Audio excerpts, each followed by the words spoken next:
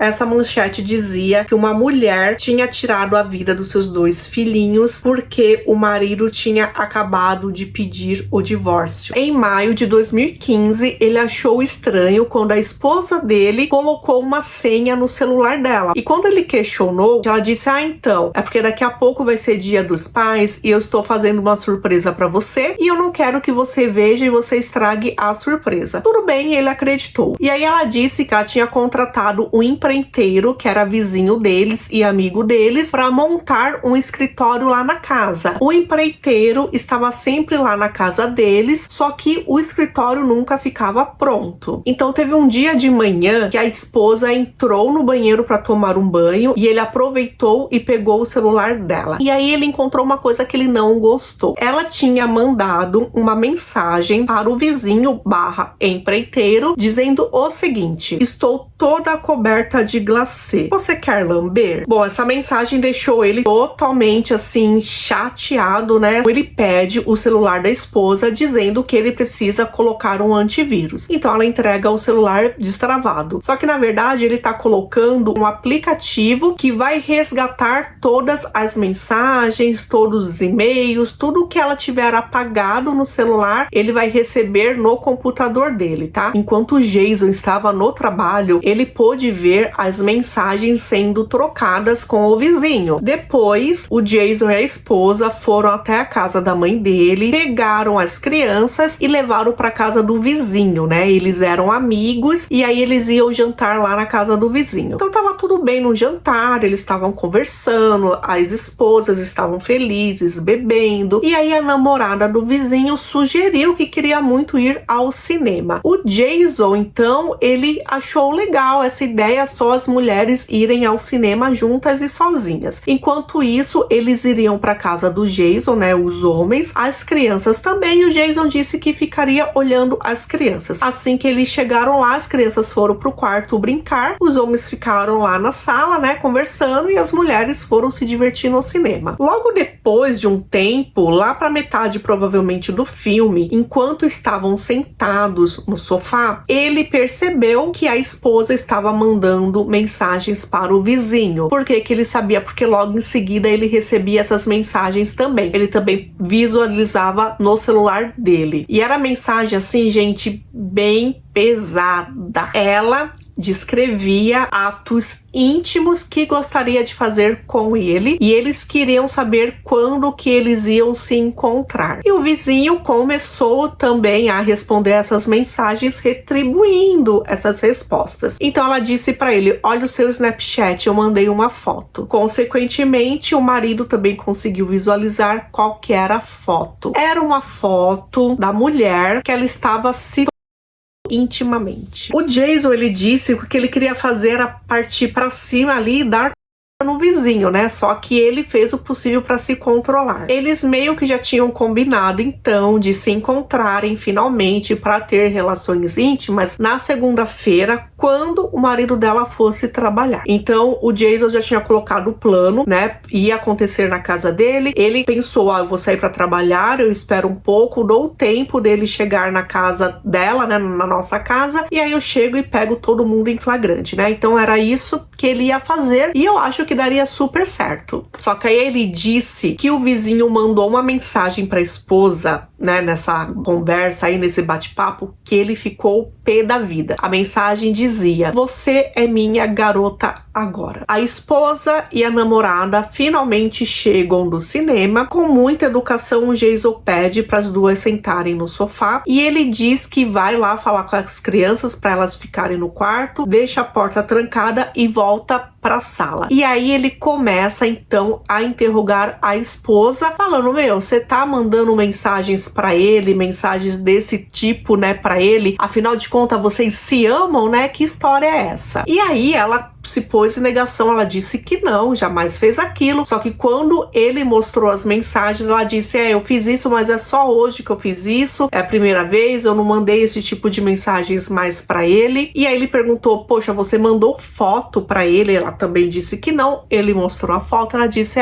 mas é a primeira vez que eu mando foto, eu nem sei por que eu fiz isso, é só hoje que eu fiz isso. Quando ele questionou se eles tiveram relação íntima, ela também jurou de pé junto que nunca fez isso, que que nunca aconteceu. Enfim, nesse meio tempo, a namorada partiu pra cima do vizinho, bateu nele, porque já se viu isso, é uma traição, tal. Só que nesse decorrer da conversa, parece que a esposa convenceu a namorada e quis convencer, né, o marido, que não tinha rolado nada, que eram só mensagens bobinhas. Aí foi da onde o Jason pensou, caramba, né? Eu devia ter esperado até segunda-feira, porque eu não tenho prova de nada, realmente são só trocas de mensagens. E nenhuma dessas mensagens eu tenho prova de que realmente eles já tinham se encontrado de verdade fisicamente, né? Então, enfim, né? Ele ficou pé da vida. A namorada depois disse que, poxa, se realmente não teve relação, se foi isso que aconteceu, então não era traição, que o Jason tinha que perdoar a esposa porque eles eram um ótimo casal juntos, né? E além disso, eles eram vizinhos e as crianças se davam super bem, que imagina que não poderia terminar esse relacionamento. Aí a esposa se deu no direito de falar pro marido, né? Como assim, você quer se separar de mim? Como assim, você quer levar as crianças embora? Você nunca vai ficar com as crianças, porque eu vou no juiz e eu vou falar daquele momento que você tentou tirar a vida, né? Teve um momento ali da fase da adolescência dele que ele tentou, né, tirar a vida e tal, e ela quis utilizar isso contra ele, falando que juiz nenhum ia deixar esse tipo de pai, né, que tentou fazer isso com a vida dele, deixar cuidando de duas crianças. Então, os vizinhos foram embora para casa e ele tentou conversar com a esposa, né, aonde que eles chegariam. Eles falaram, não, vamos dormir e amanhã a gente pensa no que a gente faz. Isso foi numa sexta-feira, né, gente? Caramba, sexta-feiras é. Então, no decorrer do fim de semana, eles conversaram e aí eles chegaram a uma conclusão que ele falou para ela no domingo. Ele disse, a gente vai se separar. Agora, no início, a gente vai se separar de casa. Então, eu vou continuar aqui e você vai para casa da sua mãe, ficar um tempo lá com as crianças até a gente pensar realmente no que vai fazer. Então, na segunda-feira, ele foi trabalhar e ela mandou uma mensagem para ele dizendo que as crianças estavam super chateadas, que estava um rebuliço em casa, que quando ele chegasse, ele tinha que falar com as crianças. Então, o que acontece? Quando ele chegou em casa, depois do trabalho, as duas crianças estavam chorando muito. Ele tinha um menininho de 7 anos e uma menininha de 3 anos de idade. Por que que o menininho estava chorando demais? A mãe disse pro menininho que o pai estava muito chateado com ela, então ela e as crianças teriam que morar com a vovó. Ele perguntou então pra mãe, mãe, eu posso ficar aqui? E ela disse que não, que ele teria que ir junto com ela. Então ele pensou, se o papai está bravo com a mamãe, por isso que a mamãe vai ter que sair, se eu tenho que sair também, então o papai tá muito bravo comigo também. Então por isso que ele começou a chorar, porque achou que o pai estava chateado com ele por alguma coisa. E a menininha de 3 anos de idade, na verdade, ela só estava chorando porque ainda bem ela tinha empatia, né? Era uma criança que sentia empatia pelas outras crianças, pelo irmãozinho, e acabou chorando também. Na verdade, ela era muito pequenininha, não entendia o que estava acontecendo. Aquela cena partiu o coração do Jason. Ele percebeu que a esposa iria fazer a vida dele e principalmente a vida das crianças um tremendo inferno. Então ele pensou, não, eu vou continuar com esse casamento pelo bem dos meus filhos. Ela concordou em manter o casamento e exigiu que ele fosse pedir desculpas para o vizinho, dizendo que eles eram unidos, que os filhos eram unidos, que não tinham como quebrar essa relação, então ele teria que pedir desculpas pro vizinho. Gente, ele foi lá e pediu desculpas pro vizinho. Pois é, uma pena, mas ele fez isso pensando, né, nos filhos principalmente. Meio que deu uma esfriada nas coisas, ele continuou com aquele relacionamento, mas ele continuou sofrendo muito, ele pensava naquilo todo dia, e agora também ele estava pensando como não fazer mais nada que chateasse a esposa, para de repente ela não pensar em trair ele mais uma vez. Tinha aniversário dos dois lados, né, dos dois lados dos vizinhos, ele recebia os vizinhos, ele ia até lá participar de aniversário, e ele era sempre muito educado, e ele ficava na dele, não tinha brigas. Além dos aniversários, eles participavam de festas de final de ano, gente. Caramba, o que esse cara aguentou, né? Mas, enfim, deve ter muita gente que faz isso pra salvar, né? Pra resguardar, achando que está mantendo as crianças em segurança. Bom, então ele falou que as coisas estavam mais ou menos bem, né? Porque é difícil você esquecer certas coisas, e ele disse que tudo piorou piorou de novo perto dos dias dos pais, agora em 2016. Eu digo agora em 2016, que é quando ele contou essa história aí no site, né? Gente, ele disse que a esposa mandou fotos íntimas de novo pro vizinho. E aí ele ficou bravo, né? Poxa, de novo isso? E aí ela jurou de pé junto que tinha mandado errado, que na verdade ela queria mandar as fotos pro marido e sem querer, erroneamente mesmo, foi pro vizinho. Então assim, ele engoliu aquela resposta, né, enfim, e né, ele já estava bitolado e ele continuou mais bitolado ainda. Então, depois do evento da foto, já tinham se passado 4 meses e ele falou que ele não dormia direito, que ele não estava trabalhando direito, ele não conseguia mais se concentrar no trabalho, o rendimento dele caiu, ficou péssimo, né, ele, poxa, queria saber o que ele ia fazer da vida dele, não dava para continuar assim. Ele tinha medo de pedir o divórcio porque ele sentia que a esposa ficaria vingativa e poderia fazer alguma coisa com os filhos. E aí, como ele não tinha ninguém para falar, ele não tinha mais nenhum amigo muito mais íntimo, né, para falar sobre esse caso, ele não queria falar isso para a mãe dele, senão ia chatear muito, né, a mãe. A mãe dele já não se dava muito bem com a nora, então elas brigavam, então ele não queria atrapalhar mais essas coisas. Ele até contou para um amigo dele, e um amigo dele escutou toda a história e disse: espera e confia em Deus que tudo vai se resolver. Só que aí o Jason virou e falou assim: mas ele não me ajudou muito porque eu sou ateu, né? Então como assim eu vou ter que esperar a resposta de Deus? Não dá pra mim. Então ele foi pro Reddit pra pedir ajuda. Então, gente, veio um monte de comentários, principalmente maldosos, né? Porque falando assim, como assim? Você não tem coragem de se divorciar? Você deixa ela mandar em você? Como assim você pediu desculpas pro vizinho? Isso é um absurdo. Teve vários comentários assim e teve, né, vários comentários somente falando: poxa, você tem que pedir o divórcio, não dá, ela só ameaçando, ela nunca vai fazer nada de verdade com os filhos, né? Enfim, tem que fazer alguma coisa. Me fala aí, gente, que conselho que você daria lendo um post desse? Eu iria pelo que a maioria das pessoas disseram, né? Claro que eu não ia chegar no cara e falar: poxa, né, como assim, né? Não ia tentar apontar, né? Eu ia tentar ser mais amena,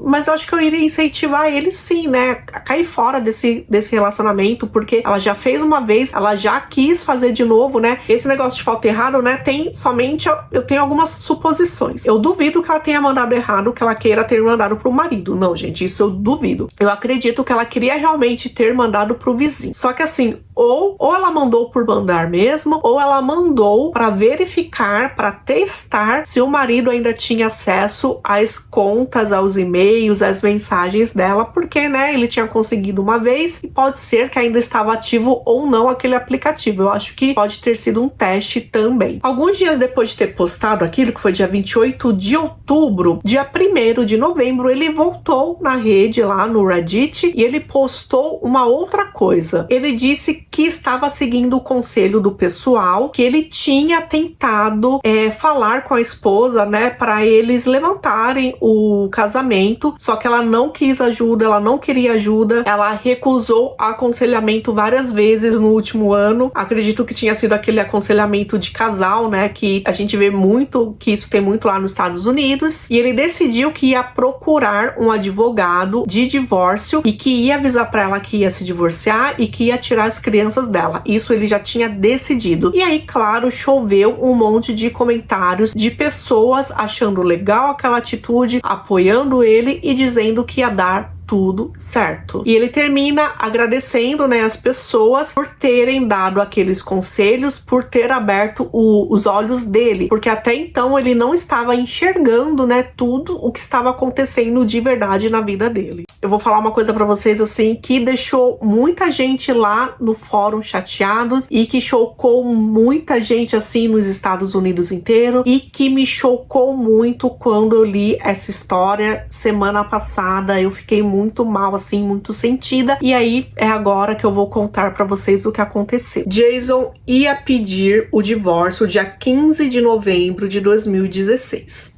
uma manchete estava ganhando os noticiários da TV, do jornal impresso, das rádios. Essa manchete dizia que uma mulher tinha tirado a vida dos seus 2 filhinhos porque o marido tinha acabado de pedir o divórcio. E esse homem se chamava Jason Worley e ele era engenheiro de software. Então as pessoas, eles começaram, né, a comparar as histórias e pensar, puxa, é muita coincidência. O mesmo nome, a mesma profissão, ter 2 filhos e exatamente a data que ele pediria o divórcio. Então é claro que eles não queriam acreditar naquilo que era o Jason, porque eles incentivaram o Jason a pedir o divórcio e por si só era uma notícia muito triste, né? Então eles não queriam acreditar, mas eles estavam realmente tendenciando a crer que era o mesmo Jason. Então alguns dias depois, dia 21 de novembro de 2016, Jason voltou até o site, atualizou e ele confirmou sim que ele era o Jason da qual a esposa tinha tirado a vida dos seus filhos. Ele citou, né, que pediu o divórcio, que a esposa dele acabou perdendo, né, toda a razão, acabou tirando a vida dos filhos, acabou tirando a vida das 2 pessoas que ele mais amava no mundo. E ele não tinha postado um post raivoso, era realmente um post triste, né, por ter perdido toda a família dele. E aí ele ainda termina dizendo, agradecendo por todos os conselhos que ele tinha recebido e ninguém poderia ter previsto a tragédia que resultou dele ter pedido o divórcio. No dia 15 de novembro de 2016, realmente